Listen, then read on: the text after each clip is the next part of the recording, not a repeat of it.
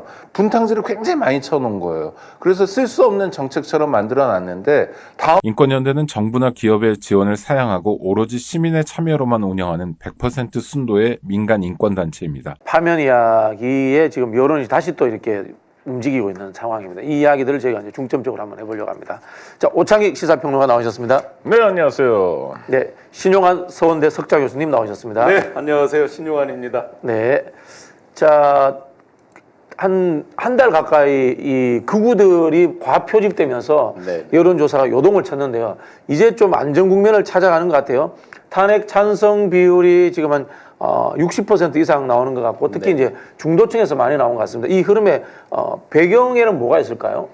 그 과표집은 일단 숫자로 한번 말씀드리면 엊그제 22일 날짜로 조사돼서 발표한 갤럽을 보시면 보수 과표집이 딱 50명이죠. 그러면 저희가 제일 많이 봤을 때가 152명 과표집까지 최근 들어서 봤었거든요. 네. 그럼 100명이나 이제 줄어들었다는 걸로 단적으로 이제 보수 과표집이 확실히 확연히 줄었구나라는 걸 알 수 있을 것 같고요. 심리 상태로 보면 이제 많은 일반 중도 국민들 그리고 진보적인 합리적인 국민들이 자연 이완기에 접어들었다가 이제 파면 국면이 가까이 오면서 다시 결집을 하는 거죠. 그리고 이제 조기 대선이 있다 그러면 완벽히 대한민국을 새로 리셋하자라는 마음으로 또 결집을 할 것이고, 그리고 이제 그동안 아주 강하게 결집했던 극우들이 몇 가지 이제 자기들의 그 내부 트러블들이 있잖아요. 이쪽 집회 트러블부터 피로감 이런 것들, 또 일반 국민들이 느끼는 피로감 이런 것들로 이제 그들이 거꾸로 이제 약간의 그 이완기로 접어드는 이런 형국들이 같이 반영됐다고 봅니다. 네. 그 전까지만 해도 이 탄핵 찬성 비율이 특히 이제 중도층에서 한 60% 정도였는데 이번에도 69%로 9%나 올랐어요. 네. 이게 이게 윤석열이 헌법재판소에서 보이는 모습이라든가 국민의힘의 극우적 행태 이런 부분들이 영향을 끼쳤다고 봐야겠죠. 그리고 앞서 말씀하신 것처럼 과표집이 좀 과표집이 바로 줄어들 잡히는 거네. 상황인 거고요. 그 다음에 정말로 뭐 귀 기울여서 윤석열의 이야기를 어떤 분이 듣는다고 한번 쳐보자고요. 아니 그러니까 뭐 네네. 무슨 그 일국의 대통령이니까 그런 가치가 없는 이야기긴 아니, 합니다만. 그러니까 일국의 대통령이니까 무슨 네. 계몽을 위해서 계엄을 하고 내란 하여튼 그 쫓아가다 보면 길을 잃어버리거든요. 그러니까 아주 적극 지지자 그러니까 아니 뭐 누가 뭐라든 나는 절대 안 돼. 이런 극소수를 제외하고 소위 중도에 해당하는 우리 국민들 입장에서는 한번 이쪽에 얘기를 귀 기울여 보자 하면 실패하기 때문에, 그러니까 그게 이제 여론조사로 전 나타나는 것 같고요. 또 하나 중요한 건 김문수 씨가 좀 나왔잖아요. 한 10, 한 3, 4%까지 올라갔죠. 네. 그런데 지난 금요일 갤럽 조사에서 9%로 떨어졌습니다. 네. 이재명 대표가 34%였어요. 네네. 1등하고 2등하고 차이가 3.7배가 나요. 네네. 야, 이런 여론조사도 있나? 그러니까 지금 과표집 문제가 완전히 해결된 거라고 생각하지는 않습니다. 저는 해결되는 과정, 그러니까 제자리로 오는 과정인데도 이 정도면 다음 그 요번 주죠. 요번 주 여론조사에선 더 현격한 차이가 벌어질 거라고 봅니다.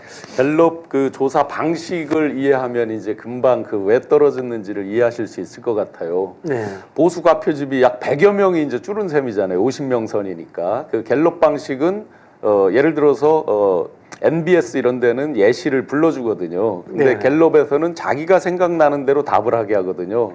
그러니까 과표집 되는 만큼 김문수 씨가 올라가게 돼 있죠. 근데 과표집이 떨어지면 그만큼 김문수 씨나 국민의힘의 후보들이 떨어지게 된 거죠. 제가 먼저 생각나는 대로 제 입으로 말을 하는 거거든요.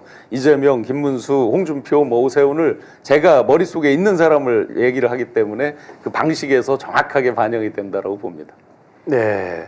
자, 이런 상황에서 윤석열이 25일 내일인가요? 네. 내일 출두할 거 아닙니까? 출두해가지고 아마 최종 변론이라고 해야 됩니까? 그건 뭐 최후 진술입니까? 최후 진술이라고 부르죠. 네, 최후 진술을 할 것 같은데 최후 진술에서 또 황당한 이야기를 하면은 더 지지율이 폭락하고 탄핵 찬성 여론이 높아질 가능성도 있겠네요. 그러니까 그렇게 되면 기정사실인데 윤석열에게는 대통령으로 재임하면서 여러 번 기회가 있었어요. 네. 그러니까 이를테면 뭐 국회에서 시정연설 안 한 것도 있지만 대국민 기자회견 같은 걸 하지 않습니까? 근데 할 때마다 어떻게 되냐면 논란이 되고요. 할 때마다 지지율이 폭락하게 됩니다. 계엄 이후에도 마찬가지죠. 뭐 이랬다 저랬다 이런 이분이 도대체 어떤 상태에 있는가. 그러니까 국민들은 사실 말짱하시거든요. 말짱한 상태에서 윤석열이란 좀 기괴한 사람을 보기 시작하면 이해가 안 되는 거예요. 앞서 말씀드린 것처럼. 그래서 내일 뭐 상당히 큰 비중으로 윤석열의 말이 언론에 보도될 거 아닙니까? 네. 그래서 실시간으로 우리가 중계도 지켜볼 수 있는데 그야말로 뭐 자기 무덤을 자기가 파는 겨? 사과할 가능성은 없다고 봐야 되겠죠. 사과는 뭐 이렇게까지 국민들이 걱정하시게 된 것에 대해서는 뭐 좀 미안한 마음도 있겠지만 정도의 얘기를 할까요? 뭐 미안한 듯 하나 유감스럽기도 하나 뭐 송구스럽지 않을 네. 수도 있고 뭐 네, 그렇게 말장난 얘기하면 하겠네요. 그 네. 일본 사람들이 많이 쓰는 통석의 념, 뭐 이런 통석의 이제 념. 유감 표명 도저히 뭐 이건 사과가 아니라 더 이제 국민들 속을 긁는 아마 이제 그런 유감 표명이 있을 것 같은데요. 기존 주장을 되풀이할 아주 강한 두 가지가 있죠. 국회가 의회 독재로 민주당 독재로 내가 이렇게 했다. 또 한 가지는 이제 부정선거. 근데 사실은 부정선거는 이 탄핵과 직접적 연관은 없거든요. 네. 탄핵을 결정하는 그 재판관분들의 판단 기준에서 부정선거가 있는 건 아니잖아요. 근데 이제 똑같은 주장을 할 것이고 제가 볼 때는 뭐 지금 흘러나오는 얘기로는 뭐 유감 표명은 그전 정도일 것 같고 실질적으로 써놓고 읽는 건 4, 50분 아마 할 걸로 보고. 아 이거 지루해라. 예, 아마 2, 3분 내에 앞쪽 꼭지에서 결론이 나올 텐데 그것만 이렇게 한번 보시고 나머지는 안 들으셔도 될 것 같고요. 억지로 이해하려고 하지 마셔요. 국민들이 스트레스가 더 늘어나니까. 그런데 이제 그 많은 분들이 이 얘기를 하잖아요. 야 이거 무제한이니까 필리버스터처럼 막 계속 할 거 아니냐. 근데 이제 본인들이 다 희화화된 건 알죠. 얼마든지 희화화, 뭐 이미 다 망가졌다는 건 알아요. 그런데 제가 이제 턱 밑에서 본 느낌으로 말씀드리면 아마 사과, 바나나 이런 걸 드리면은 밤을 새서 할지도 몰라요. 그런데 현재 재판정에서 그런 거 못 주는 거죠? 당분 공급이 돼야 되네. 당분 공급이 돼야 네, 돼요, 네. 이분이. 술을 마시거나. 예, 뭐 술을 맞아요. 있다 그러면 더 저기 하겠죠. 그래서 제가 보기에는 만약에 일반 진술을 쭉 이제 써온 걸 읽고 뒤에 이제 마지막에 자기 소감을 얘기하는데 한 가지 여기서 제가 하나 예측을 해보겠습니다. 거기서 어떤 조건부로 특이한 얘기를 할 가능성이 좀 있어. 이건 제 네. 촉이에요, 그냥. 네. 틀릴 수 있습니다. 예를 들어서 이번에 이렇게 해서 제가 복귀를 하게 해주신다면 뭐 이제 아름다운 미사여구를 쓰면서 뭐 대한민국 미래를 위해서 개헌이라든지 임기 단축 이런 얘기를 조건부로 마지막에 원고에 없이 네. 본인 입으로 할지 모르겠다. 왜냐면 네. 즉흥성도 상당한 사람이거든요. 네, 네. 제가 즉흥성만 몇 가지 여기 서울의 소리에서도 말씀드렸잖아요. 병사 월급 200만 원 막 이런 게 밤에 막 술 먹다 나오는 얘기 가지고 막 그 다음 날 뭐 어마어마하게 발표를 하고 막 하니까 네. 써온 거에는 없는 아주 특이한 내용들을 한두 가지를 던지지 않을까 마지막에. 총 시간은 저는 2시간 넘기기가 만만치는 않다. 뭐 무제한이라 그래서 무제한 할 수 있는 게 아니라 뭐 때문에 술의 종류를 바꿨다고 그러잖아요. 옛날에 소맥 좋아하다가 이게 이제 당이 높아지니까 중국 술로 바꿨다 이제 그 얘기까지 나오니까 뭐 2시간 정도 그 정도 선에서 마무리하지 않을까. 많으면 3시간. 근데 네. 3시간으로 가면 이제 너무 희화화된다는 걸 본인도 생각하겠죠. 여러분들 그 제가 농담 비슷하게 아이디어가 나라를 망친다 이런 이야기를 자주 하는데요. 임기응변이 정치인의 좋은 덕목이 아닙니다. 생각보다 준비되고 검증되고 그리고 분명하게 계획된 것을 하는 것이 중요합니다. 네. 자 아니, 지지율 예 말씀하세요. 윤석열은 이제 세대 통합을 통해서 국가 발전에 뭐 기여하겠다 이런 얘기도 했었어요. 네. 근사한 얘기죠. 그건 우리가 이제- 알아서 할게. 네. 그러니까. 아니 이미 세대를 다 통합했잖아요. 열 밖에 다 그랬어요. 통합을 했잖아요. 네네네. 근데 이런 이제 긍정적인 얘기도 하는데 윤석열의 이 말이 들려온 것 중에 하면 무엇보다 나의 안전을 먼저 생각하라. 뭐 이런 얘기 있잖아요. 그러니까 뭐 총 있냐부터. 그러니까 정말 끔찍한 얘기도 하거든요. 경호처 직원들을 동원해서 자기를 체포하려 오는 경찰관들이나 공수처 직원들을 쏴서 죽여버려라 라는 얘기를 버젓이 하는 사람이잖아요. 네. 이 사이에 오락가락하고 있는 것 같아요. 그러니까 뭐 글쎄요, 뭐 생중계되고 있다. 이게 어쩌면 내가 국민들에게 드리는 마지막 기회다 해서 좀 예쁜 얘기를 아까 말씀드린 세대 통합 같은 얘기를 한두 마디 할지 모르지만 본질은 크게 다르지 않을 거다. 나는 살 거야. 근데 그럼요. 네. 그런 류의 인간형인 것 같아요. 예, 네. 맞습니다. 네. 자 여론조사 이야기를 좀 더 해봐야 되겠는데요. 갤럽 여론조사 이제 중도층들을 저희가 이제 주목하는 게 이미 대선 국면으로 들어왔잖아요. 네, 솔직히 네, 그런 측면인데 국민의힘 정당 지지도가 34%, 민주당이 40%입니다. 자, 국민의힘은 조금 내려갔고 민주당은 이제 조금 상승했는데 중도에서는 민주당 42, 국민의힘 22 이렇게 나옵니다. 네. 자, 이거는 이런 식으로 대선판이 짜여진다면은 초반에 좀 프레임이 쉽게 잡힐 수도 있겠네요. 네네 그렇게 생각을 하고요. 중도라는 게 이제 센트리즘이지만 다른 의미에서 보면 스윙 보터란 말이죠. 무당파 사안별로 예. 움직이고 현실에 이제 가장 적합한 게 뭐냐를 갖고 이제 움직이는 거잖아요. 그래서 여기서 이제 중도로 했을 때 더블 스코어가 나잖아요. 네. 또 한 가지는 충청 지금 이제 갤럽 기준으로 대전, 세종, 충북, 충남 이렇게 했을 때 보통 108샘플, 109샘플 정도 하거든요. 그러면 지금 충청 기준으로 봤을 때 43대 31 나오거든요. 네네. 그러면 이제 중도에서 더블 스코어, 충청에서 한 12% 차이가 나잖아요. 대체로 이제 다 수렴된 게 그 정도 난다라고 보시면 어느 정도 지금 갭이 다시 벌어지고 있는지 금방 느끼실 수 있을 겁니다. 그러니까 지금 제자리를 찾아오는 과정인데도 불구하고 민주당과 국민의힘의 차이가 6%포인트인데요.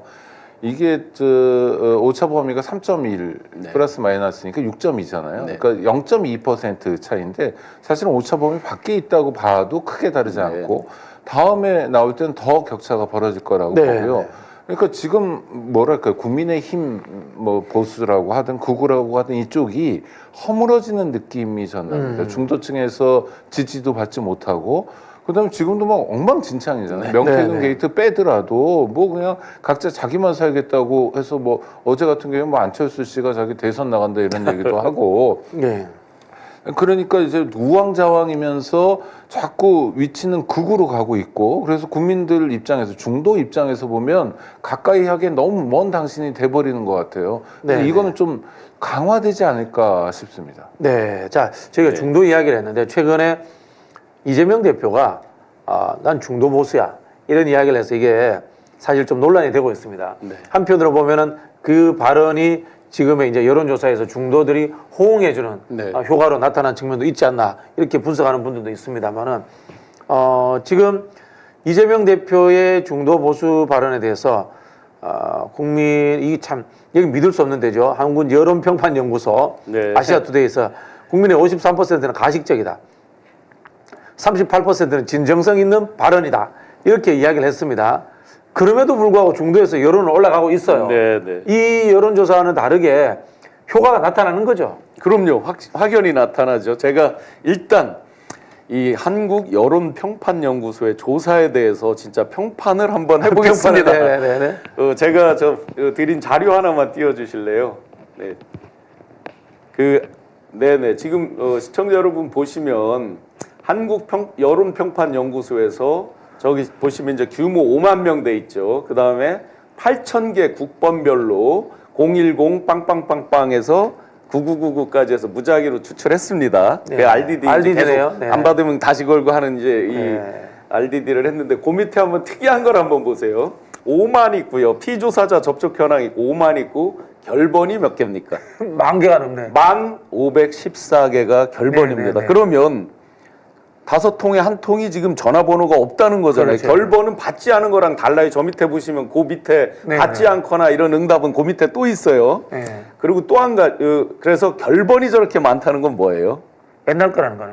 옛날 거거나 네. 이 자료가 자기들이 뭔가를 무작위로 갖고 있던 자료를 돌렸거나에 네. 무작위라고 표현하지만 거기 일부 함정이 있을 수 있다. 합리적 의심이 있을 짜집기한 수 있는 데이터를 갖고 거고요. 있는 가능성이 있는. 예를 들어 제가 저거랑 정확히 비교를 해줄게요. 같은 날 갤럽에서 조사한 게요. 갤럽에서 1000샘플을 해서 발표한 게 있는데 갤럽에서는 결번이 14명밖에 되지 않아요. 그리고 여론조사 꽃에서 똑같이 발표를 했어요. 1000샘플을. 그랬는데 126개밖에 되지 않아요. 이건 뭐예요? 교환원이 직접 거는데 어쨌든 결번이라고 하면요.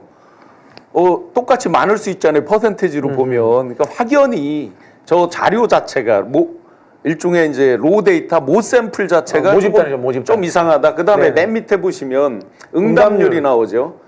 8.2%. 이 ARS입니까? 이게 아니면 지금 ARS잖아요. ARS의 8.1%가 나온다고요? 지금 시점에 예를 들어 대선을 코앞에 넣었다. 이러면 8.1 이해가 됩니다. 와, 이거 말이 안 되는 수치인데 ARS로는 뭐 3% 4% 나와야 그렇죠. 최대치인데. 네. 지금 보시면 이제 갤럽이 14.1 나오거든요. 교환원이 하는 건 그 정도 나옵니다. 그렇죠. 실제. 네, 예. 꽃도 지금 12.5% 거기도 나왔습니다. 저기 교환원이 요게 다 요 지금 예, 예. 3, 4일 동안에 있었던 여론조사들입니다. 그래서 일단 모집단에 좀 이상이 있다라는 거 하나고, 제가 이제 많은 분들은 결과치만 보잖아요. 누가 몇 %다 이것만 보잖아요. 제가 질문, 저 평판 여론조사에서 한 질문을 보시면 1, 2, 3번은 이제 신상에 대한 거예요. 어디 사십니까? 뭐 남자니까 여자니까 이런 거 하잖아요.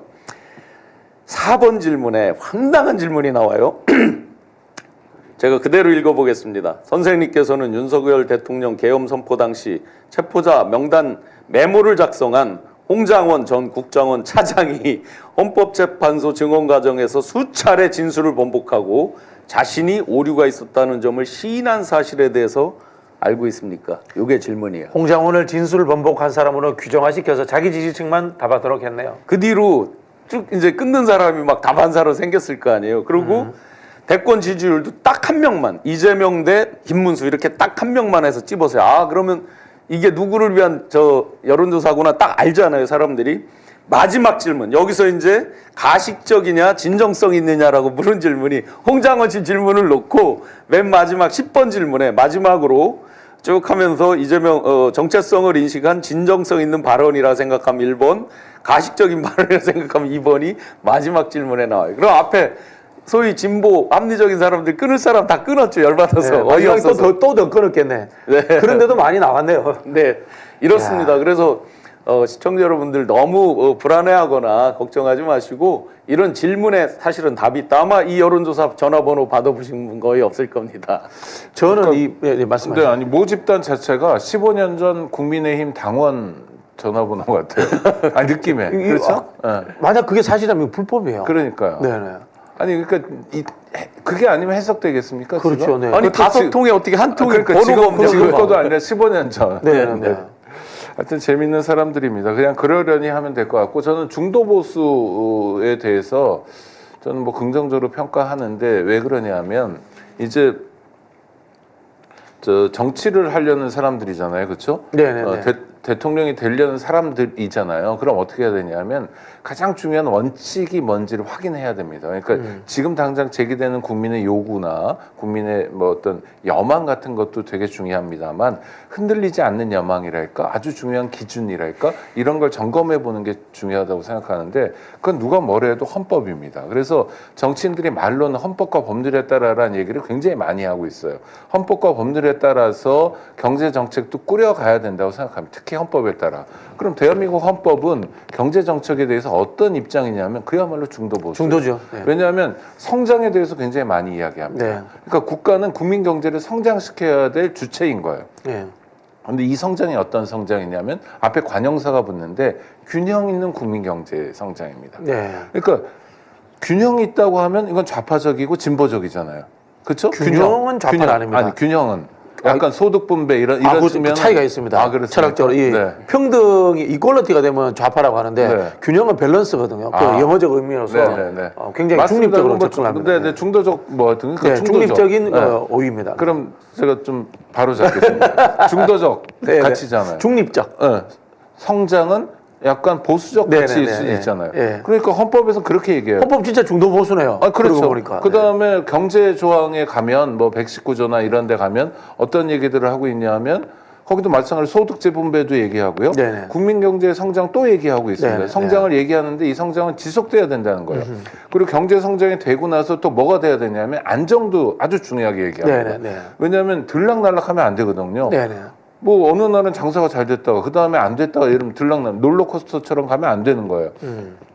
이게 우리가 정하고 있는 원칙인 겁니다. 네네. 그러니까 우리가 삶을 도모하는 데 있어서 증진이란 표현이 헌법에 굉장히 많이 나오는데 네네. 증진돼야 된다는 거예요. 어제보다 오늘이 좀 낫고 그래서 내일에 대한 희망이 있었으면 좋겠다라는 게 국민적 바람이고 헌법의 조문으로 들어간 거고 그리고 이게 안정적으로 가면 좋겠다. 네. 그리고 너무 없어서 서럽거나 하진 않았으면 좋겠다. 그러니까 소득 분배도 되고 균형이 있게 성장했으면 좋겠다라는 게 헌법 원칙인데 그 원칙을 가지고 이재명 지금 대표가 이야기하는 중도 보수론을 들여다보면 문제점을 찾기가 어려워요. 그럼 잘하고 있다라고 저는 평가할 수 있는 겁니다. 지금 중도 이제- 보수의 증거가 우리 네네. 서 교수님 아니십니까? 신 교수께서 신 교수 아니시고 죄송합니다. 예. 농담이고요. 네, 이재명 대표께서 그 중도 보수 지향점을 스펙트럼을 넓게 가져간다 이 부분은 지금 갑자기 시작된 게 아닙니다. 그러니까 제가 이런 부분에서 이재명 대표의 그 인사이트에 대해서 굉장히 존경하고 존중하는데 한번 작년 2024년 2월 7일에 저를 영입했습니다. 영입할 때 대표님께서 직접 하신 말씀이 있거든요. 그 그게 영상이 있습니다, 영상 저희가. 자료로 고스란히 남아 있습니다. 한번 보여주세요. 영상 자료 한번 주세요. 그래요? 네.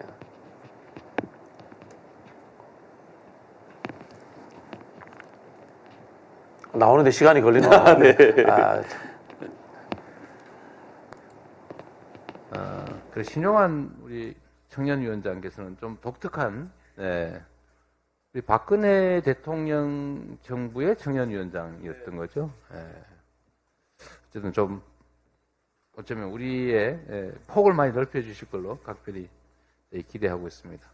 네, 지금 핵심 부분만 이제 이렇게 말씀드렸는데 저를 영입할 때 그 면담 자리에서 박근혜 정부에서 취업, 창업, 일자리, 경제, 민생 경제 담당하셨죠. 네, 맞습니다. 장관급 자리 꽤 했습니다. 그래서 우리 중도 보수 민생 경제 외연을 확장할 그런 인재로 영입한다라는 걸 면담 자리에서 말씀을 해주셨어요. 그러면 지금 이런 소위 이제 중도 보수 확장 이런 것들을 갑자기 했다 그러면 이럴 리가 없잖아요. 그렇죠. 네. 예, 벌써 저게 작년 2월 7일이니까 만 1년 전이잖아요, 벌써. 그리고 좀 전에 이제 오창익 국장님께서 총론을 말씀해 주셨는데 제가 강론으로 사랑만 움직이는 게 아니라 이제 중도 보수 이것도 상대적 개념으로 움직이는 거잖아요. 상대가 극으로 가면 우리가 이제 우측까지도 넓어지는 거고 상대가 그 땅을 자기네 거를 자기 스스로 좁혀서 돌아가면 그 땅은 우리가 얼마든지 가져올 수 있는 거고. 노는 땅 있으면 농사 지어야죠. 그렇죠. 방 네네. 깔고. 네. 그러면 예를 들어 이재명 대표께서 내가 중도파까지도 먹는다, 우리가 보수다라고 해서 보수가 되는 건 아니잖아요. 총론 말씀하셨으니까 제가 강론 두세 가지만 말씀드려 볼게요. 정책, 발현되는 정책으로 딱 우리가 평가를 할 수 있잖아요. 1년에 보통 우리가 소득세가 대한민국 전체 세수에서 차지하는 비중이 전체 소득세가 한 34% 정도 돼요, 평균. 근로소득세 있고 이자, 배당소득 이런 소득세까지 다 해가지고 34% 정도 되는데 그 중에 갑근세, 우리가 흔히 이제 월급에서 떼는 갑근세가 작년 같은 경우에 22%였어요. 법인세가 22%였어요. 그러다 보니까 아니 이거 유리지갑처럼 보통 뜯어간다고. 자들 괴롭히는구나. 네, 그래서 지금 근로소득세에 대해서 어떤 말씀을 하시잖아요. 자, 이런 것들, 이런 구체적인 정책으로 또 한 가지는 상속세는 어느 해에는 1%밖에 안 돼요. 상속 증여를 합쳐서 제일 많을 때가 4%예요. 전체 세수에서 차지하는 게. 그러면 상속 증여에서 1%밖에 되지 않는 거에 대해서 그걸로 굳이 대한민국에서 기업을 버리고 뭐 싱가포르를 간다 뭘 한다 하게 할 필요는 없는 거잖아요. 그런 측면에서 그 부분은 어느 정도 완화할 수 있다. 부자 감세가 아니라 어떤 예를 들어서 중소기업 이런 것들을 상속 때문에 회사를 매각한다든지 이런 것들을 막는 이런 것들에 대해서는 전향적으로 또 고려를 할 수 있다는 거죠. 즉 구체적으로 발현되는 정책에서 이미 중도 보수 소위 말하는 중도 보수 외연 확장 이게 이미 시작되고 있다. 구체적인 발현되는 정책들을 잘 보셔라. 네. 자, 우리 평론가님께는 이걸 네. 여쭤보고 싶어요. 중도 보수 외연 확장 과정에 지금 갤럽 여론조사에 보면은 이른바 민생 회복 소비 쿠폰 여기에 대해서 여론조사를 묻었는데 지급해야 한다가 34%, 지급해서는 안 된다가 55%. 즉 사실은 민주당이 과거에 이런 이 현금 복지를 많이 했지 않습니까? 여기에 반대 의견이 많이 나왔어요. 근데 민주당 지지율은 높아졌어. 이게 무슨 어떤 상관관계가 있을까요?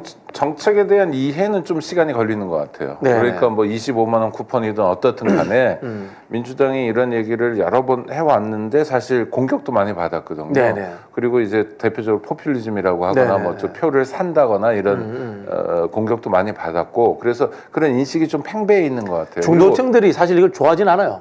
원래. 그렇죠. 네. 아니 그러고 사실은 어떤 면에서는 글쎄 돈이 들어오면 좋은 일 아닌가 이렇게 쉽게 생각할 수도 있는데 이 정책에 대해서만은 네. 굉장히 많이 논란이 반복됐던 겁니다. 그래서 저는 이런 정책을 끌어가기 위해서는 조금 시간이 걸린다고 생각해요. 그러니까 무슨 얘기냐면 우리가 예방 주사를 많이 맞았다고 할까? 면역력이 많이 생겼기 때문에 그게 실제로 우리 경기에 얼마나 도움이 되는지, 실제로 얼마나 쓸만한 정책인지를 판단하기에는 좀 부족함이 있다고 봅니다. 네, 그래서 네. 다수가 지금 반대하고 있지만 정책이라는 게 뭐 사실은 실물 경기를 돌리기 위해서도 하나의 정책만 있는 건 아니거든요. 네. 그래서 민주당도 지금 이거를 고집만 하고 있는 건 아니라고 제가 듣고 있고요. 이것도 생각해 볼 수 있고 다른 방법도 생각해 볼 수 있다. 저는 이렇게 여러 가지, 그러니까 하나의 원인 때문에 하나의 현상이 생기는 게 아니잖아요. 지금 우리가 그렇죠. 경제가 안 돌아간다는 게 여러 가지 복합 원인들이 있으니까 처방도 복합적으로 나오는 건 저는 자연스러운 일이라고 보고, 그런 면에서 민주당이 현물 지원을 굳이 고집하지 않겠다고 최근 밝히고 있는 건 긍정적으로 평가할 수 있다고 봅니다. 그 총론 잘 말씀 주셨으니까 또 경제 전문가로서 강론으로 한번 말씀드려 보겠습니다. 그 지역 화폐에 대한 건 여러 논문들이 있습니다. 연구 결과들이 있습니다. 딱 떨어지게 수치화로 할 수는 없습니다. 왜냐하면 경제 효과가 하루아침에 나타나는 건지 2, 3년 후에 나타나는 건지는 알 수 없기 때문에, 그런데 보편적으로 지역 화폐의 경우에는 약 2.5배 정도의 소위 통화 승수 창출 효과가 있다라고 많이들 나와 있습니다. 통화 승수라는 거 아시잖아요. 돈이 돌고 돌아서 100원이 100원이 아니고 250원 이상의 이제 가치를 창출해 내는 거죠. 계속 돌면서 부가가치가 창출이 되는 이런 효과인데, 우리가 이제 윤석열 정부에서 가스라이팅 당한 게 있습니다. 정부도 마이너스 통장을 쓰잖아요. 한국은행에서 돈을 빌립니다. 네. 많이들 뉴스 보셨을 거예요. 지난 2024년 3분기까지 기준으로 정부가 한국은행에서 빌린 마이너스 통장, 소위 차입한 금액이 1,500조입니다. 153조입니다. 갑자기 네. 이제 그 차입한 게 늘어난 게 왜 이렇게 이게 다른 예년 대비해 가지고요 50조 이상이 늘어난 거예요. 이자로만 한번 볼게요. 1,500억의 이자를 납부했어요. 기재부가 한은에 납부하는 거예요. 잠시 빌렸다가 이제 하는 건데, 물론 금리가 낮죠. 그런데 평균 매년 얼마 정도의 이자를 납부했느냐? 지난 9년 동안 165억 정도만 이자를 납부했거든요. 그런데 2023, 2024년도에 1,500억 정도의 이자를 납부합니다. 즉 이자만 해도 9배가 넘게 늘어났어요. 그러면서 이게 뉴스에 많이 나왔어요. 세수 부족에다가 정부가 돈 끌어다 쓴다. 심지어 어떤 뉴스에는 보면 공무원 월급도 뭐 지연됐다, 이런 뉴스들이 있죠. 이런 걸로 인해서 많은 중도층 경제에 관심 있는 사람들은 나라의 국고 세금도 지금 펑크가 나는데 무슨 놈의 퍼주기냐, 이렇게 인식을 하는 거예요. 퍼주는 게 아니잖아요. 이건 마중물로 해서 결국은 다 세수가 늘어나면 다시 국고에 들어가는 건데, 어떤 두려움이 있냐면 국고가 이렇게 펑크가 나고 한국은행에서 153조씩 빌리고 있는데, 그러면 결국엔 또 내 돈 뜯어간다, 내 주머니 돈 또 정부에서 뜯어간다. 그렇죠. 이게 굉장히 강하게 있어요. 이런 가스라이팅 당한 측면. 그래서 이게 제가 지금 말씀드린 게 153조로 급격히 늘은 게 윤석열 정권에 들어와서 이렇게 늘은 겁니다. 이런 차이점을 잘 보시고 판단해 주신다면, 물론 뭐 대세가 전체 여론이 안 좋다 그러면 실행하기는 어렵겠지만, 큰 틀에서 보면 마중물 효과 이런 것들을 한번 관심 있게 잘 보셔야 그럼 됩니다. 아니 예를 들어서 코로나 때 잠깐 시장이 활기를 보인 적이 있었어요. 그때는 비상시국이니까. 아니 그러니까 네. 그리고 지금도 전통시장에 가보면 사실은 한 2번 정도밖에 없어요. 추석하고 설 정도만 네, 네. 있어요. 네. 그때 이제 돈이 돌죠. 만약에 뭐 이렇게 재난지원금 같은 게 이제 뿌려진다면 그 효과는 지금 신 교수님 말씀하신 것처럼 뭐 삼겹살 좀 사 먹게 되거든요. 삼겹살 주인 입장에서는 매출이 늘어나니까 또 자기도 여유도 생기죠. 그러니까 저녁 때 가서 호프도 한 잔 하게 되는 거예요. 그러면서 계속 수익을 남기고 그게 계속 도는 거 아닙니까? 그렇죠? 네네. 굉장히 바람직한 거고 한번 해보면 그 효과를 확인할 수 있는데, 아까 말씀드린 것처럼 분탕질을 굉장히 많이 쳐놓은 거예요. 그래서 쓸 수 없는 정책처럼 만들어놨는데, 다음 정권이 되면 이런 문제야말로 차분하게 좀 대화를 해서 한번 검토를 풀어보자. 해봐야 그러니까. 정작이죠. 네. 이제 두 분의 입장과 또 다른 접근이 저는 이제 하는 사람, 저는 이제 지방자치 전문 일을 했으니까 쉽게 말하면 이런 것 같아요. 이제 그 당시 코로나 상황에는 비상시국이었으니까 전국민 재난지원금이 어쨌든 효용성이 있었다고 봅니다. 그러나 이게 제가 봤을 때는 이게 국가 단위에서 해야 될 일은 아닌 것 같아요. 저는 지방정부 단위에서 하는 것이 맞지 않겠나라는 생각이 들고요. 한편으로 지역화폐 문제나 이런 부분들은 고립화되고 자족 경제를 하고 있는 지방에서는 의미가 있는데 수도권에서 네트워크형 도시들이 있는데 지역화폐가 별로 의미가 있을까? 이게 사실은 카드 수수료 문제라든가 자영업자의 과잉 문제라든가 모든 것들이 다 연동되어 있는데 그걸 돈 몇 푼 푼다고 해서 해결되지는 않거든요, 근본적으로. 그래서 저희가 마중물 효과라는 표현을 그렇죠. 하는 거죠. 이제 그 정도 지금. 효과는 있는 네, 거죠. 네네네. 그리고 문제는 전략적으로 이 중도층들이 여기에 대해서 부정적 인식이 이미 자리 잡았다는 겁니다. 그리고 이게 사실은 진보 보수를 나누는 기준이 아니에요. 네네. 진보 기준. 왜냐하면 그렇죠. 이재명 대표도 승수 효과라고 이야기해서 경제적 원동력을 이야기하는 거지 않습니까? 네. 맞죠. 네. 근데 저 같은 경우는 이걸 현금 호환성 복지로 인정하기도 하거든요. 복지를 제도로 주는 것보다 현금으로 좀 쓰기 편하지 않느냐 이런 식으로 이해하는 사람도 있기 때문에 이건 결론 내리거나 네. 진보 이념의 뭐 보수의 문제로 볼 필요는 저는 없다고 봅니다. 미세한 차이 하나만 말씀드리면 이걸 얘기할 때 이제 소위 국민의힘 이런 데서 자꾸 온누리 상품권으로 얘기를 해서 반대하는 얘기를 하는데 온누리 상품권은 아시다시피 전통 시장 위주로만 쓸 수 있게 돼 있고요. 지역 화폐는 지금 쓸 수 있는 범위가 훨씬 넓어져 있거든요. 그러니까 지역 화폐에 대한 거는 승수 효과가 훨씬 크다라고 이미 연구 결과들이 네네. 많이 있어요. 네네. 그래서 그 두 개를 미세한 차이지만 헷갈리면 안 된다라는 것도 포인트로 한번 봐주시고요.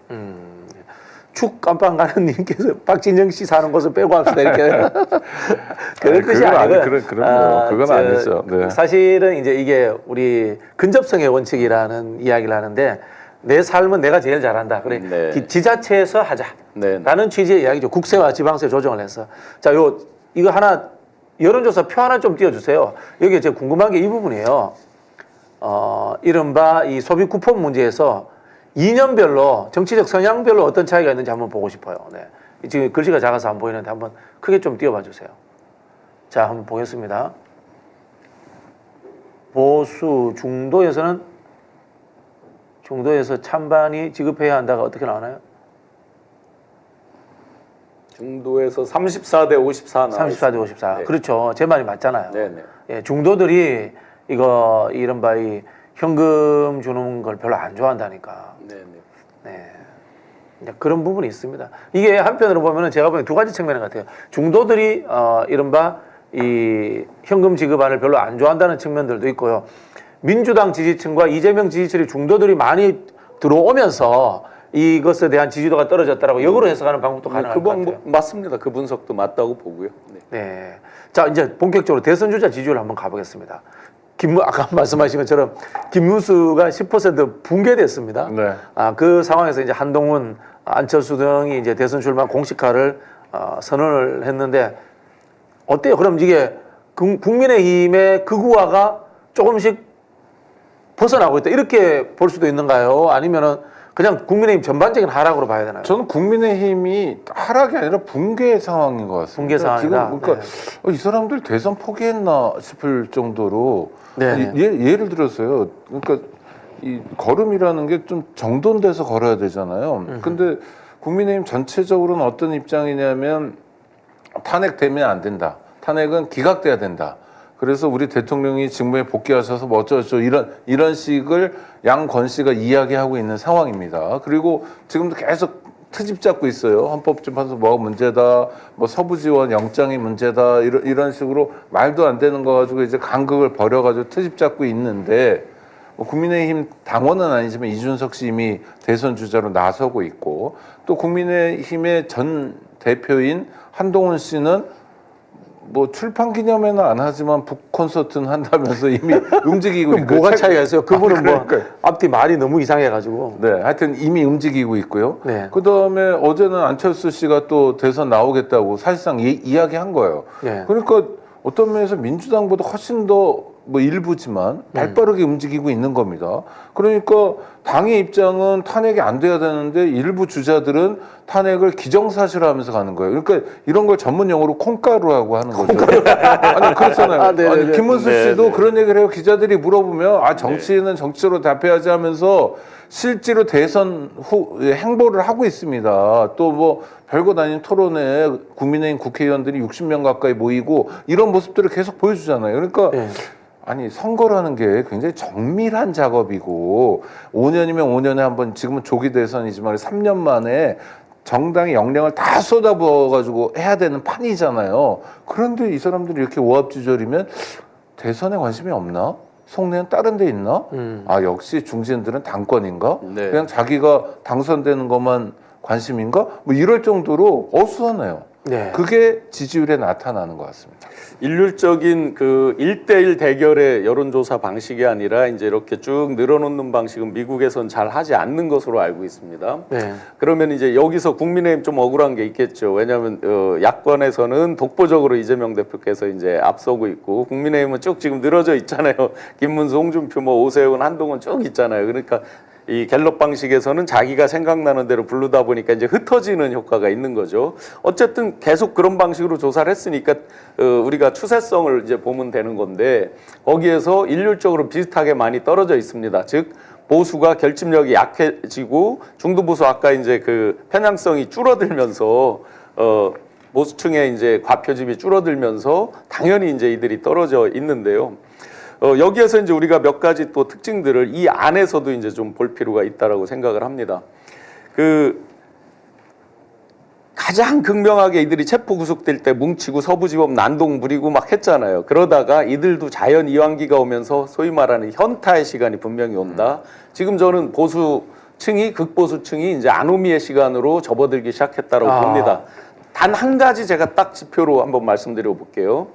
비상계엄은 반대하는데 비상계엄은 잘못됐는데 탄핵은 반대한다. 불법은 저질렀는데 네. 감옥은 안 간다. 지금 요 여론이죠. TK에서 이 여론이 재밌게도 비상계엄 반대는 자기들도 해요. 잘못됐다라고 해요. 그런데 탄핵은 반대한다가 지금 한 뭐 55대 한 35 뭐 이런 식으로 이제 편차가 벌어지잖아요. 네. 뜨거운 아이스 아메리카노 같은 얘기를 하고 있는 거예요. 즉 심리적으로 정돈이 안 되고 아노미 상태에 접어들고 있는 거죠. 점점. 그렇기 때문에 자기들도 갈 길을 잃었는데 거기다가 최고 지도자라고 하는 사람들이 갈지자 얘기를 마구 난사를 합니다. 거기에 그들은 전부 당권에만 관심이 가 있습니다.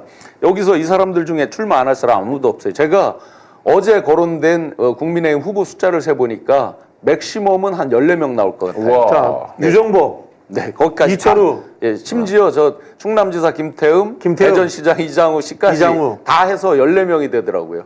야, 그 사람들은 저 명줄은 지키면서 나오는 거죠. 다시 이야기하면 방역단체장의 경우에 사표 쓰고 나오는 건 아니죠. 그렇죠. 사표 쓰고 나올 자신들이 없죠. 심지어 그러니까. 오세훈 시장마저도 네. 뭐 여기서 꽤 그래도 상위 랭크에 있는 사람도 사표 못 쓰고 나오죠. 제가 이 말씀 드린 적이 있었습니다.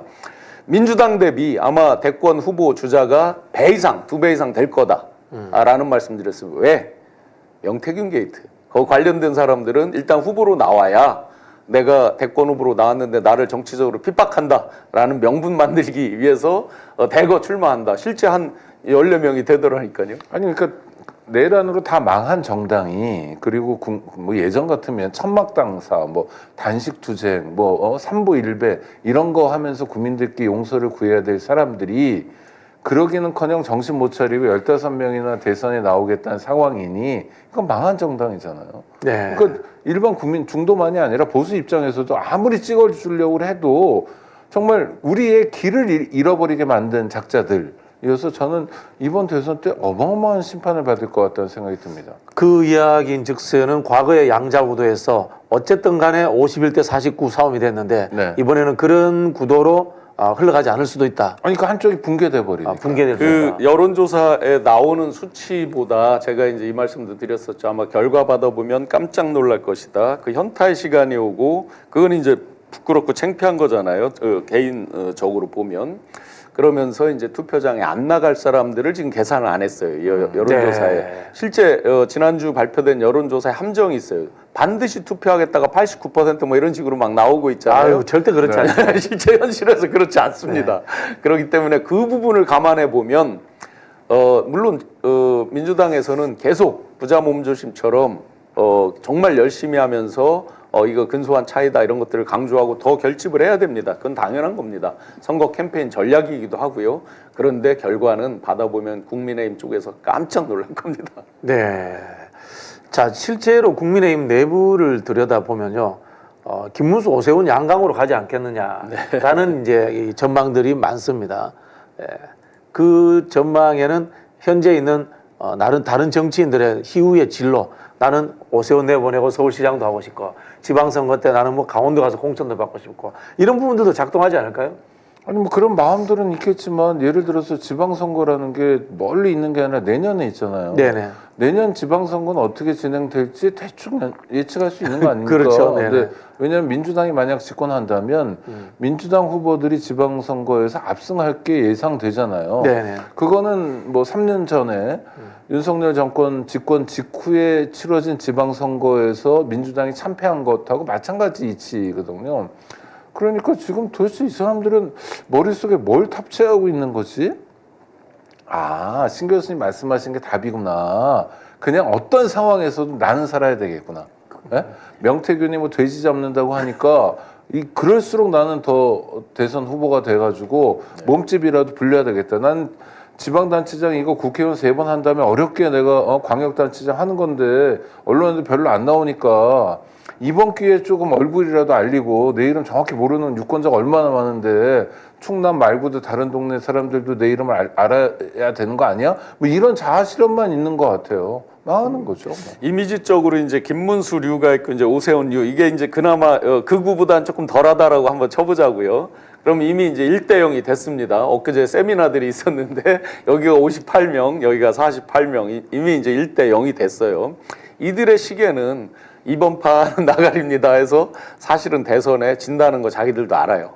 전부 당권입니다. 100% 당권을 보고 있다. 어게인 2017, 2018 보시면 그때 그 수모를 당하고 그 창피를 당하고도 계속 극우적인 목소리 심지어 부정선거 주장한 황교안 씨까지 쭉 오면서 2020년까지 그 패권을 계속 가져가잖아요. 그 중간에 이들이 노력을 안 한 게 아니에요. 예를 들어 김병준 씨를 비대위원장으로 하면서 뭐 혁신 비대위를 네, 꾸린다든지 그렇죠. 뭐 여러 가지 있었어요. 없던 게 아니에요. 그런데 결국에는 그 선명성을 강조하는 어떤 집단적인 결집력이 강한 세력이 계속 당권을 잡고 공천권을 행사해 오면서 지금 이 모양 이 꼴이 됐거든요. 저는 여기서 하나도 변한 게 없다. 왜? 보수의 가치, 철학 이런 것들이 부각된 적 없어요. 지금 이재명 대표께서 오랜만에 진보 보수 논쟁을 땡긴 거 이건 어쨌든 가치, 철학 베이스가 담겨 있는 논쟁이잖아요. 아, 그렇죠. 예. 근데 이들은 그런 걸 해본 적이 없어요. 뭐 알아야 하죠. 예. 그리고 보수의 대주주가 누구냐 물었을 때 답을 하는 사람이 아무도 없어요. 제가 보기엔 명확한 대주는 TK, PK라고 하는 현재는 지역적인 거예요. 이 순간만큼은 지역적인 거예요. 그러면 그 지역에서 뭐를 결정한다. 그러니까 지역만 잘 보이려고, 지역에만 잘 보이려고 동대구역에 뭐 어떻게 하고 뭐 이런 것만 나오는 거죠. 결국은 당권에 모든 시계가 맞춰 있다. 그렇기 때문에 선명성을 강조한 극우가 이번에 이길 수밖에 없다라고 봅니다. 아니 너무 재밌는 게 중도 보수 얘기했을 때 국힘이 현수막 장사를 어떻게 했냐면 이재명 국민의힘에 입당하는 거야? 뭐 이랬거든요. 제가 그럼 자기들 표 주겠다는 이야기인데 어떻게 그런 바보 같은 발상을 했을까? 이 사람들은 도대체 윤석열도 데려다가 뭐 대리사위처럼 대선 후보 시켰는데 국민의힘 사람들이 생각할 때 자기들이 대선에 이기는 방법은 이재명을 후보로 영입하는 거구나. 여야 후보 단일화니까. 네. 그리고 사람이 없는 사람들 같아요. 사람이 태세 전환을 하려도 왜 그 리드 타임 이렇게 예열하는 뭐 야구에서 네, 웜업도 네. 있고 있잖아요. 그런데 이게 땅땅땅 치는 순간부터 60일이잖아요. 60일 이내에 다 끝내야 되는데 그러면 지난 저 2017년 대선을 봤거든요. 그랬더니 그때 그 짧은 시간에 어쨌든 후보를 거르는 척은 했어요. 네네. 사실상 제가 그때 말씀드렸지만 한 판밖에 예선전 시간은 없거든요. 근데 그때 보니까 3주 동안에 예선전을 다 했더라고요. 2017년도에. 그러면 이번에도 3주를 한다고 봤을 때 형식은 뭐 두세 차례 예선 형식은 여론조사로 급하게 이제 막 하고는 하지만 사실상 한 판이죠. 5대5. 그러면 이게 태세를 전환할 어떤 마음의 준비를 할 여유가 없어요, 이분들이. 네. 그냥 그 달려오던 관성 그대로 이제 가는 거죠. 저기가 가면은 부딪혀서 우리가 엄청 상처 있고 죽을 수도 있고 뭐 여러 생각이 다 알면서도 그냥 계속 내달리는 거예요. 네. 이 태세를 전환할 어떤 좌로 피하고 우로 피하고 이런 태세 전환이 안 돼요, 생각같이. 근데 참 유감스러운 게 정당 정치라는 게 이 당이 저 얘기하고 요 당은 다른 얘기 하면서 국민에게 적합한 또 지금 적합한 처방을 찾아가는 과정이어야 되는 민주정치가 원래. 네. 근데 뭐 내란 세력이니 뭐 이미 포기했지만 한쪽이 무너지는 것 같은 느낌이거든요 지금. 네, 네. 그러니까 뭐 이러면 좀 문제가 아닌가 싶어요. 그래서 이때 사실 우리가 새로운 관심은 그럼 중도 보수로 나가면 왼쪽에 진보가 좀 비잖아요. 그다음 그럼 좀 치고 들어와줘야죠. 정의당 같은 경우도 원외 정당으로 전락해 버렸고, 그다음에 예전에 민주노동당이 10석 정도 가지고 있는 그 진보 정당의 네네네. 위상 이런 게 네. 다 소멸 비슷하게 하여튼 굉장히 위축되어 있거든요. 그러니까 저는 지금이야말로 그러니까 국민의힘은 자기들이 원하는 대로 국으로 보내버리고 그다음에 민주당이 중도 보수의 자리를 차지하고 그다음에 진보 정당 예전에 민주노동당 이런 거 다 진보 정당이 진보 정당 역할을 했죠, 제대로. 네. 진보 정당이 자기 자리를 잡는 그런 좋은 기회가 됐으면 좋겠어요. 네. 그래서 제가 요즘 농담 비슷하게 여론조사 돌릴 때 성향 묻자잖아요. 네네. 진보냐 보수냐. 네. 그건 묻지 말고 보수 빼고 저기 진보 빼고 개혁이냐 보수냐. 그렇죠. 이렇게 넣었으면 좋겠다는 생각이 그렇죠. 들어요. 맞아요. 왜냐하면 네. 민주당이 사실 진보도 아닌 건 뭐 물론 진보적인 분들도 다수가 있지만 네. 전반적인 흐름을 진보라고 보기는 어렵거든요. 네. 네. 그러니까 프레임이 진보 좌파, 진보 좌빨 이런 식으로 이제 계속 가스라이팅을 시켰기 네. 때문에 그 진보라는 게 대한민국에서 상당히 왜곡된 그렇죠. 측면이 왜곡된 있어요. 측면이 지금 있으니까. 말씀대로 개혁, 개혁. 이렇게 물으면 완전히 달라지죠. 그렇죠. 옛날부터 민주당이 민주개혁 세력 이런 이야기를 했었거든요. 네. 자, 마지막 요 이야기도 꼭 다뤄야 됩니다. 명태균 이야기인데요. 금방 이제 명태균이 대선에 엄청난 영향을 미칠 것이다라는 이야기를 했는데 제가 TK 출신 아닙니까? 네. TK 사람들이 김건희 정말 안 좋아합니다. 그러겠죠. 안 좋아하는데 이 기사가 나왔어요. 명태균, 김건희가 만났을 때 코바나 돈봉투 사진이 나왔다. 과거에 이제 뭐 과자값으로 뭐 500만 원을 줬다라는 이야기가 나왔는데 이게 사진까지 나왔대요. 네네. 이른바 이 김건희 게이트가 드러나면은 대선에 더 큰 영향을 미칠까요? 김건희 처음에 말씀드렸듯이 김건희 게이트 이퀄 사실상 명태균 게이트다. 명태균 게이트다. 네. 그리고 윤건희 정권이라고 많이들 부르시는데 틀렸다. 윤건명 정권이다. 윤건명 정권이다. 라고 할 정도 진짜 과언이 아닌 게 일이면 일. 이 가장 국가 대사에 제일 큰 게 인사잖아요. 사람에 네네네. 대한 거. 엄청나게 협의를 하고 있잖아요. 창원 산단 이런 것들은 단순히 그냥 땅 투기 이 문제로 끝나는 게 아니라 거기에 어떤 기업들이 들어와서 어떤 하드웨어를 설치하고 어떤 업종을 설치하고 이런 거에 따라서 몇 대가 먹고 살 수 있는 걸 만들어내기도 하는 거니까 그런 일들. 그래서 인사에 대한 문제, 그다음에 어떤 그런 국가적인 SOC 인프라 구축에 대한 문제 이런 것까지 다 있기 때문에 완벽히 명태균 게이트 이퀄 김건희 게이트 서로 같이 완벽히 일치한다. 그렇게 보면 명태균이 지금 이제 막 이제 선별적으로 이렇게 오픈하고는 있지만 전체적으로 특검이라든지 오픈이 되는 순간에 국민의힘 문 닫아야 된다는 게 과언이 아니죠. 예. 그리고 그 김건희 특검법을 비롯해서 김건희 게이트의 진상을 밝히기 위한 야당의 노력에 대해서 여당이 계속 발목 잡았잖아요. 그다음에 네. 정부도 그랬고. 그러니까 정부 여당은 이 문제에 대해서 책임져야 될 책임이 있거든요. 네. 어떻게 묻겠습니까? 이건 선거로 묻는 거고요. 그 신 교수님 말씀하신 것처럼 문 닫아야 될 지경이 되는 겁니다. 그러니까 막더라도 어느 정도껏 막거나 예를 들어서 여태까지 특검할 때 대통령들이 자기와 관련된 것들은 그래도 자식 문제여도 그렇죠? 받아들일 수밖에 없었는데 그런 좋은 민주헌정 전통도 깨트려 버린 거잖아요. 그것도 반복적으로 국민들이 계속 요구하는데도 그랬던 거 아닙니까? 제2요구도 계속 반복했고, 그러니까 전 이것에 대한 책임은 아주 정확히 물어야 될 것 같고 국민들이 지금 기억하고 있다고 봅니다. 김건희 문제를 해방 났던 사람들 어떻게 할지. 네. 네. 이들은 이제 소위 그 도마뱀 꼬리 자르듯이 윤석열 김건희 땅땅땅 치면 우리가 버리면 된다라고 생각할 수도 있죠. 그런데 이제 수많은 우리 흑역사에서 자기들은 버려도 국민 마음속에서는 안 버려집니다. 네. 그리고 자기들이 버렸다고 계속 얘기하는 순간 코끼리는 생각하지만 똑같습니다. 계속 국민들은 반복적으로 생각을 하고 있기 때문에 자기들이 버리려고 해도 버리지 못한다. 더군다나 최고 지도부라고 하는 쌍권 뭐 이런 분들이 말씀하신 게 뭐라 그랬죠? 다시 내가 그 자리에 있었어도 국회에서 탄핵 찬성 안 했을 것이다. 예, 이런 이제 황당한 네. 소리를 하다 보니까 누가 얘기하듯이 퍼스트 펭귄이 되겠다 하니까 신인규 변호사가 퍼스트 레밍 아니냐 하듯이 이 지도부가 오히려 지금 절벽 아래로 끌고 가고 있는 이런 형국까지. 그래서 도마뱀 꼬리를 아무리 자르려고 해도 국민들 머릿속에는 지워지지 않는다. 아니 꼬리 자르기도 불가능한 게 거의 몸통에 해당하는 사람들이 김건희와 굉장히 깊은 관계를 네네. 맺고 있잖아요. 맞습니다. 예? 그러니까 그 사람들 이름 나열해도 지금 수십 명이 튀어나오고 있는 상황이고 명태균 씨는 뭐 한 30명까지도 얘기하고 뭐 이런 상황인데 뭐 어디서부터 어떻게 자르겠어요? 네. 여기서 이제 빠뜨리지 말아야 될 대권 주자가 또 하나 있습니다. 어. 이준석입니다. 네, 네. 자, JTBC 보도를 보면요, 명태균 씨가 대표님이 걱정하는 일은 추워도 없으니 평정심을 유지하라.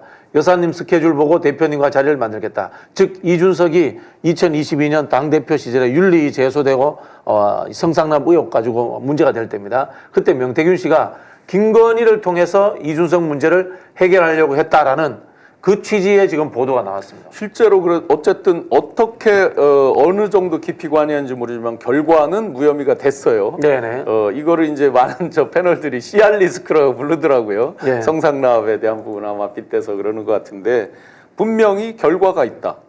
그리고 이렇게 해서 소개해서 만난 거 다 자료가 있고 텔레, 카톡 이런 것들이 있기 때문에 이거 불거지면 최근에 뭐 CBS 건 등등과 맞물려서 이준석 대표로서는 가장 치명타를 입을 수 있는 도덕적 윤리적으로 치명타를 입을 수 있는 겉으로는 맨날 윤석열이 해서 나 쫓겨났다 해놓고 뒤에서는 지금 김건희 씨랑 이걸 도움을 받으려고 했다는 게 개인적으로 궁금해서 우리 박진영 교수님께 하나 여쭤보고 싶은데 지난 주에도 썰 전에 이준석 씨가 나오더라고요. 4명 국회의원 중에 한 명으로.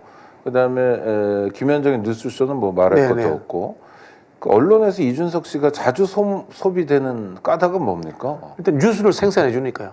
좌우 거치지 않고 자극적인 이야기를 해주니까 하는 건데 예를 들면 이런 것 같아요. 안철수는 양비론을 재미없게 이야기하는데 네네. 이준석은 재미없죠. 양비론을 재밌게 이야기하는 거예요. 그 차이인 것 같아요. 네. 또 한 가지는 이준석 이제 의원은 허수아비 치기를 워낙 능하게 하죠. A를 물었는데 지금 이거 딴소리하고 있죠. 딱 얘기하니까 이재명 대표에 대한 욕을 하거든요. 완전히 다른 쪽으로 항상. 네. 아니 근데 그럼 이제 이준석이란 사람의 실체도 우리가 알아가고 있는 중이잖아요. 또 알려졌고 뭐 어디 가서 홍매화 하나 신고 뭐 이런다는 거 아닙니까? 그럼 언론도 좀 그런 이준석 기대기, 이준석 편향 이런 거 좀 걷어야 되는 거 수준이 아닙니까? 워낙 떨어지니까 떨어지니까. 말장난에 빨려드는 네네. 거죠. 네. 네, 죄송합니다. 제가 뭐 정리를 해봐야 될 것 같습니다.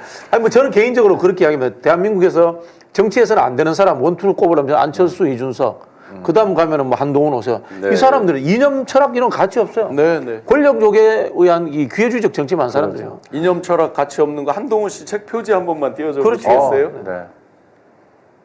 자, 여러분들 저걸 보고 저 지금 표지를 보고 어떤 느낌이 드십니까? 저는 딱 첫 번째 국민이 먼저입니다라고 돼 있죠. 제목이 틀렸습니다. 당선이 먼저입니다. 그렇죠. 네. 그리고 표지가 굉장히 검사스럽죠. 그러네요. 예, 검은색이네요. 검사스럽죠. 그런데 재밌게도 자기 검사 커리어를 프로필에 집어넣지 않았다고 합니다. 아직 책을 못 봤지만. 네. 그러면 한동훈 씨가 전체 지금 사회생활 경력에서 전체를 관통해서 볼 때 검사 경력이 몇 분의 몇 정도 되는 거예요. 네. 거의 뭐 5분의 4 이상의 그렇죠. 검사 인생의 대부분이 검사죠. 90%. 근데 왜 뺍니까? 예, 검사 이야기를 해야죠. 왜 뺍니까? 그래서 제가 만약에 한동훈 씨 측근이라 그러면 이번 판은 정말 자기가 진정으로 반대했고 했다 그러면 국민의힘 당원 당규에 보면 유책 당사자일 때 후보 내지 않고 이런 거 있잖아요. 국회의원 뭐 이런 거에서 물론 대선을 그렇게 비교할 수는 없지만 진정성이 있다 그러면 대선 후보 내지 마시라. 그러면 본인 먼저 대권에 출마 안 하겠다라고 한다면 다음번에 이 사람이 어떤 기회가 있을지 모릅니다. 다만 저는 제가 책사라고 그러면 그렇게 진언을 할 텐데 이 사람은 말입니다. 말은 숙명적으로 달릴 수밖에 없겠죠. 마주도 있고 배팅하는 사람, 말이구나. 옆에 조련사 뭐 수도 없이 이 말이 달려야 이제 밥 먹고 사니까 그 유혹을 떨치지 못한다. 그 유혹을 떨친다면 이 사람이 진정한 정치인으로 거듭나지 않겠냐 이런 생각이 듭니다. 그러니까 자기 머리로 판단하고 자기 머리로 생각하고 이런 훈련이 한동훈 씨가 돼 있지 않은 사람인 거죠. 네, 그래서 그게 정치적으로 그대로 드러나는 것 같아요. 그래서 그냥 윤석열에 의해서 당대표가 됐고 그 이전에 윤석열에 의해서 법무부 장관이 됐고 윤석열에 의해서 특수부 검사로서 경력을 쌓았던 게 전부였던 사람인데 막판에 이제 윤석열과 결별하게 됐다고 해서 우리가 특별히 정치적으로 어떤 포인트를 가지고 봐야 될 이유는 없다고 봐요. 이를테면 윤석열에 의해서 법무부 장관이 됐더라도 법무행정에서도 국민적 과제들이 되게 많습니다. 뭐 아무것도 아닌 걸 막 범죄로 만든다든지 여러 가지 또 국민을 불편하게 하는 법률도 많고 이런 걸 하나하나 핀셋으로 찾아가지고 국민들 입장에서 볼 때 정말 박수치거나 야 윤석열 쫓아다니는 사람으로만 알았는데 그게 아니구나 라고 성과를 구체적으로 냈다면 그러면 자기 정치를 할 수 있다고 봐요. 네. 근데 한동훈의 자기 정치의 내용이 아무것도 없어요, 이 사람. 그렇죠. 평가할 게 없는 사람. 뭐 제가 한동훈 씨한테 책 제목 네. 보내드리면 후회마입니다. 나는 누구인가. 이거 솔직히 예, 보면요. 네. 뭐 이준석, 안철수, 한동훈, 오세훈 전부 다 그냥 기획사 상품 같아요.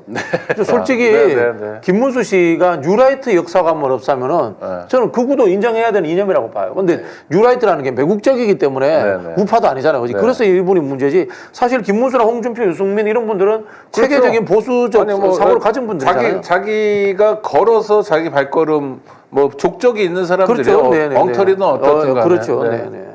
알겠습니다. 자, 여러분 오늘 뭐 두 분하고 재밌는 이야기 많이 나눠봤는데요. 제가 이야기했던 요거 한번 검토해 주십시오. 네. 진보라고 쓰지 말고 민주개혁으로 돌아가자. 그렇죠. 예, 특히 우리 여론조사 빛, 꽃 이런 데서부터 보수와 진보로 하지 말고 보수와 개혁으로 나누면 어떠냐. 네. 아니면 민주개혁 네. 이렇게 쓰면 어떻겠느냐는 제안 드리면서 마치도록 하겠습니다. 네, 두 분 너무 재밌었습니다. 감사합니다. 네, 고맙습니다. 네.